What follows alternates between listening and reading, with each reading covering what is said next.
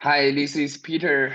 Can you share some work experience with me? The first question is culture within the company.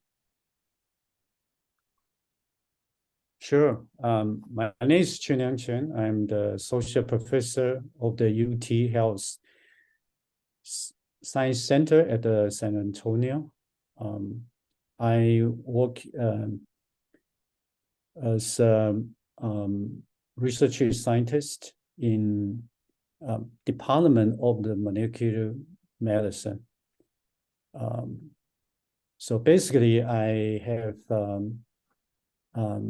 research as my main focus. I also teaching some and directing some of the courses for the graduate students.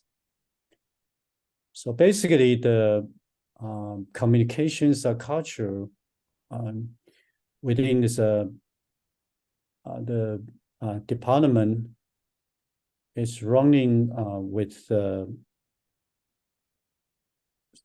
so-called PI, principal investigator, in each labs. And these are the faculty members. And under these PIs, we have research staff. They can be postdoctors, research scientists, or research associate, research assistants. So basically those research staff, they are in charge of performing experiment. They can be like cell culture or animal experiments. And what we are communicating is basically the projects that we are working on, and we are assigned the sub-projects or small research projects for them to perform. So usually we have a weekly meeting, so-called laboratory meetings, and usually will be held early the morning of the Monday or the late afternoon of the Fridays. So basically, we try to communicate the researchers' experiments and what kind of goal we want to achieve. So through that meeting, we will assign what they are going to do for each week. So basically, after the communication in the lab meeting, then they will go back to their bench and then plan what they're going to do and what kind of experiment they will do. And after that, they will collect their data and do all the analysis. And the next week, we'll come back in the lab meeting, or through the middle of the meeting, if they encounter any problem or difficulty, then we will meet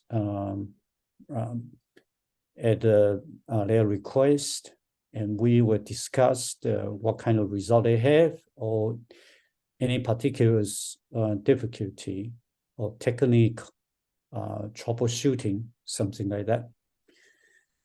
So those PI are responsible to help them to find the resource or to find the methods to carry out and to achieve their goals that are assigned for them. So that's the category or the hierarchy of research staff in each laboratory. So those research staff, they are responsible for the experiment performance, and the PIs are the manpower or mastermind to design or to direct how to achieve the goals of the projects. Okay, thanks. And how do you communicate with your boss? Okay, I think my boss here, it could be like um, the supervisors of the department. So I would say the department head. I think the boss they will deliver the goal or the direction of the department, and the department head will lay out for the short-term or the long-term goals for the department. And all the PIs are responsible for their project to carry out their grants to fulfill the responsibility that they have. So usually we have departmental faculty meeting. That's the time that we meet with the boss, with all the faculty members. And through that, the boss, the department head will talk about the issue that we are facing. For example, the classes that we will offer next semester, who are responsible or who are directing all these courses. And we may talk about the recruitment of the graduate students in the faculty meeting as well. And also we also talk about the finance of the department and the grants we submit, and how many grants has been funded, something like that. So the meeting will be held monthly, so that we can keep the communication through this. And beyond that, we still have like a half-year review for each PIs, and the boss will provide the evaluation of the faculty members. And through that meeting, he will provide the so-called benchmark have we achieved through the half year. And by the end of each year, then we have a yearly evaluation.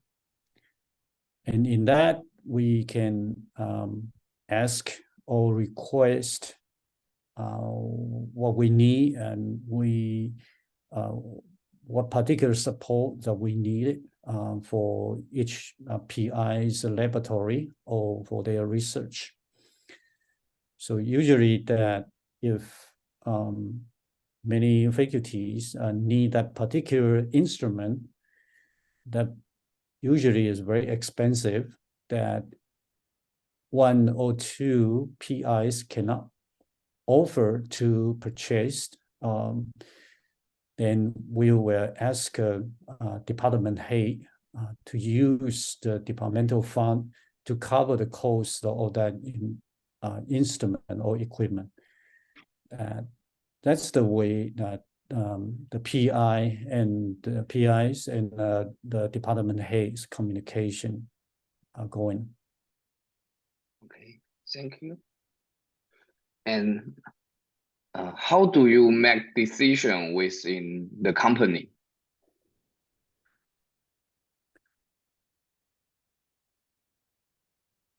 So in the school, the decision mainly is made us through the president. Then presidents have the so-called like a vice president and then the dean, okay, which are supervising the departmental affairs. And after that, the departmental head will supervise all the PIs. Then go down to the PI. The PIs will lead the research step to carry out the experiment and to reach the funding's goals of the projects. So in each level, you can see certain people will make the certain level of the decision. Okay, for example, the department head they will make the major decision within that department, and PI will make the decisions in that particular laboratory. So it's depends on what labels and all the leaders, and they have certain types of the decision. For the PIs, that basically is to supervise the research staff and to fulfill the funding or the projects that has been funded by federal institute or by the state government. So the PIs actually it's more down to the earth. Okay, they are taking care of all the decision that made in the laboratory. Okay, thank you. And can you share, tell me about a time in which you had a disagreement with a co-worker and how you handled it? This is a good question, and that happens once a while in the laboratory. So, or in the department label, okay. But usually that in the laboratory, the disagreement will be discussed during the laboratory, or after the research step, they carry out the experiment, and then the result turns out it's not what we expect, and we will discuss together. And sometimes the research staff, they may have a different view or different method they would like to use. But normally that the PI has more experience, and they have more knowledge or to cover that particular technology. And usually through the discussion, the PI will provide their expertise, okay, to settle those disagreements. However, it's not always the case. Sometimes the co-worker, they have a specialty in a certain area, and then they will provide the papers, published paper, or certain research information. And the PI, so I usually will read through it, and then we will hold another meeting and for the third discussion. And after that, I'm open to the difference of opinions, and also the different way to perform the experiments. And it's a little bit like freedoms for the research staff to explore. So if any disagreements that happen, they can resolve the either following my instruction, or to text the co-workers or the research staff's suggestion. Okay, thank you. And let's go to leadership topic. What skills do you think you possess and lack as a leader? Yeah, that's a very good question. I think it's a leader. I mean, the supervision of the research. So basically, you need a very wide knowledge, okay, or kind of research. Secondly, you need to learn, because in scientific fields, it's progress almost every day. For example, the single cell analysis happened about a decade ago, but the knowledge and also the instrument happen. They make the progress so quickly, and it's in all kind of direction. So as the leaders of that laboratory, we are facing another of the new invention, almost weekly or even daily. Yeah. So it's very hard to match up or catch up as a leader. But on the other hand, it also provides the opportunity for the new invention, okay, to create a new thing, to invent a new thing, and to make a new discovery. For as a leader, I think it's need to help the research staff to catch up, or to learn and as a whole life responsibility, or the whole life interest. Because if you stop learning, then you were left behind, and you were dragged very, very far away from the research is heading.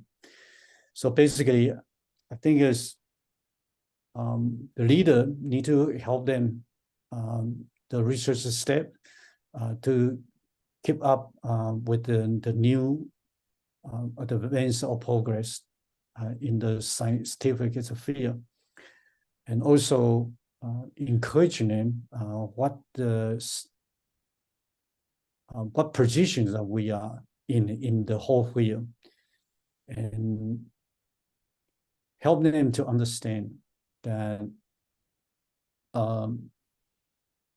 the significance of their work, because the research is very tedious, sometimes very time-consuming and labor-intensive.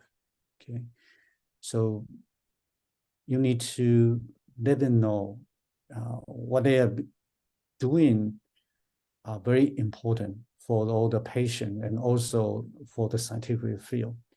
And that's something that I think very important to be a scientific research as a leader in the laboratory. And I think I have something I need to improve, okay? Particularly that when the research staff they encountered some difficulty, I may not have a lot of time, okay, to work with them because a lot of time I still need to take care of the teaching and also the grant writing, something like that. So that may need to they may have some freedom to explore and study and to find the answer. Okay, so I think that's the place I probably need to be more proactive to help them to search and to find the answers for themselves. So not necessarily that the leader have to find all the answers for them. Thank you. And how do you motivate your team members to work creatively, or how do you motivate yourself to be creative in your field?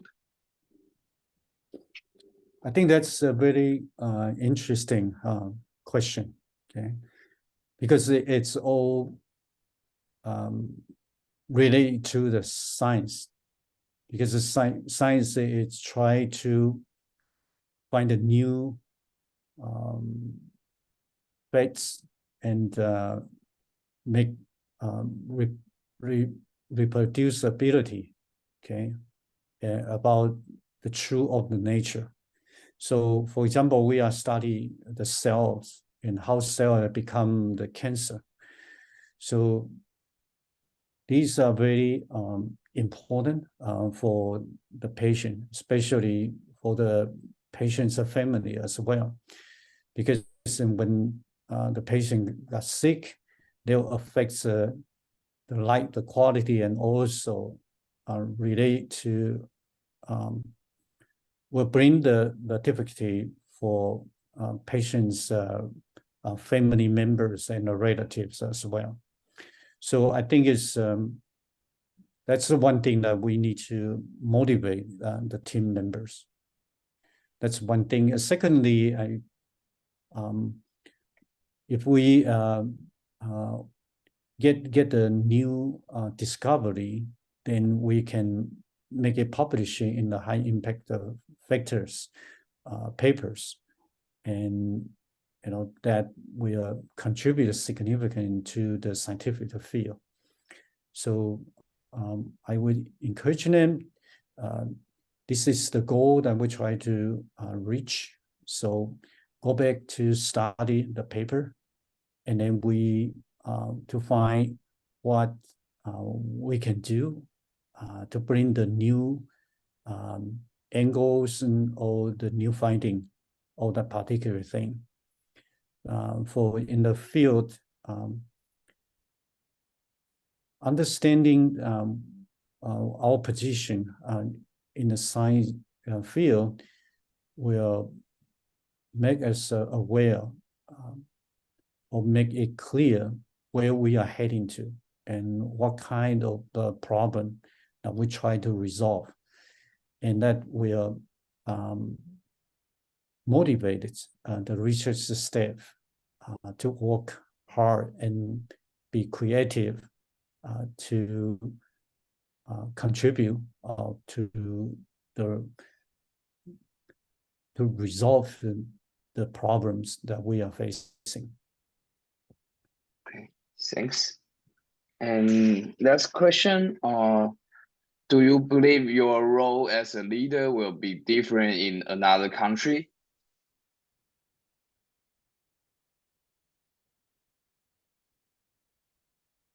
Do you mean that if I in another country? Yeah, you're well, do you think will you need to change the leadership style or yeah, Okay. sounds That's a very good question. Because I came from Taiwan, so yeah. the leadership style or the culture of the leaders might be a little bit different from here. Okay, so I think this is a legitimate question to ask. What I would say here, the people, they are trained to be independent when they are studying in the from when the whole education, the system is try to teach the individual to be a responsible and independent thinker. Okay, that's the whole process. But back in Taiwan, it was like 30 or 40 years ago. My impression might not be exactly what it is now in Taiwan, but I can tell the huge difference when I received the education. So the way the students education they receive are quite different from here. So they emphasize all like memorization and to keep all the knowledge. And so the way to test the student, it's not essay or something. It's like multi-choice style. So it's not to encourage independent thinking. So it's very different. So if I now, as a leader, okay, based on my impression from 30 or 40 years ago, definitely I have to be a very different types of the leader. If in here, basically you have set up the goal and let the researcher step to think about how to solve that problem and to achieve the goal. But in the Taiwan, probably you need to help them to find the methods for that particular experiment. You probably need to get the hands-ons, to supervise them, one by one. But I'm not sure it still is the case in Taiwan now. Maybe have quite a bit change in the past. But to this question, I think the culture-wise, the influence would definitely make the difference of the leadership style. Okay, thanks for your sharing, and